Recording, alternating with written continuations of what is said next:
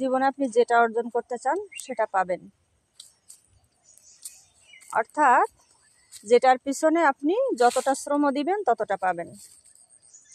আপনি যদি শ্রম না দেন আপনি কিছুই পাবেন না। বারবার একটা কথাই বলা হয়ে যায় যে আসলে শ্রম দিলে সব কিছু পাওয়া যায়, তো এই জন্য বারবার বলা হয় যে আপনার স্বপ্ন দেখলে হবে না, স্বপ্ন দেখলে শুধু পাওয়া যাবে না, স্বপ্নের পিছনে তো দৌড়াতেও হয়। ওই যে স্বপ্ন দেখা ভালো কিন্তু স্বপ্নের ভিতরে বাস করা ভালো না, তাই স্বপ্ন ভেঙে যায়। আমরা বলি আশায় করলে ফাঁসায় যায়, ফাঁসিয়ে যায় বা চলে যায়। কেন জানেন? কারণ আমরা সেই জিনিসটাকে যত্ন করে ধরে রাখতে পারি না, আমরা আমাদের শখগুলোকে মূল্য দিতে পারি না। সেই জন্য আমার মনে হয় যে এদিকে একটু খেয়াল রাখা উচিত যে আমরা যা চাইব ঈশ্বর আমাদের তাই দেবেন। আমরা কিছু পাই না কেন জানেন? আমাদের চাওয়ার ভিতরে ঘাটতি থাকে। আমরা মনে মনে একটা অল্টারনেটিভ খুঁজে রাখি যে ওই জিনিসটা না পেলে আমি এই জিনিসটা করব। এটা করা যাবে না। আমাদের যেটা করতে হবে সেটা একবারে করতে হবে, এক মনে এক ধ্যানে। এক মনে এক ধ্যানে যদি করা যায় তাহলে সব পাওয়া যাবে। পৃথিবীতে দুর্লভ কিছু নেই, সবই সহজলভ্য। মানুষই চাঁদে চলে যাচ্ছে আর কোথায় না কোথায় যাচ্ছে মানুষ, তাই না? তো আমরাও তো সামান্য একটা শখ পূরণ করতে পারবো না? অবশ্যই পারবো, তবে শখটা যেন নিজের ক্ষমতার বাইরে না হয়। যখনই নিজের ক্ষমতার বাইরে সেটা হয়ে যাবে সেটা হবে স্বপ্নের ভিতরে বসবাস।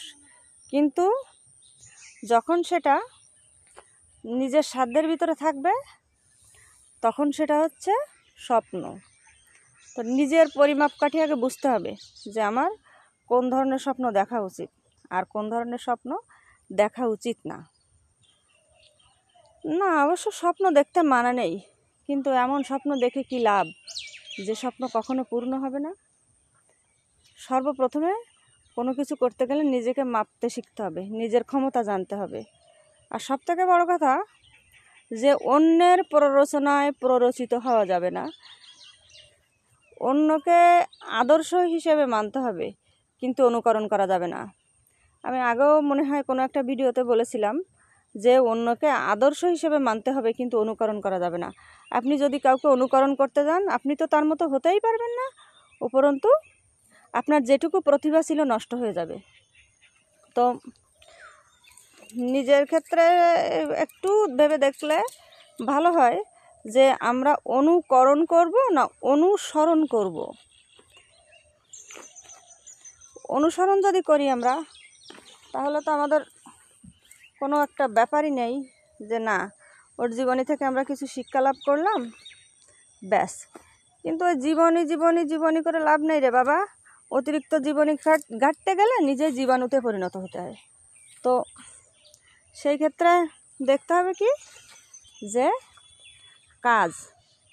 কাজের সাথে পরিশ্রমের একটা সামঞ্জস্যতা, কাজের সাথে পরিশ্রমের সামঞ্জস্যতা রাখলে না সব পাওয়া যাবে।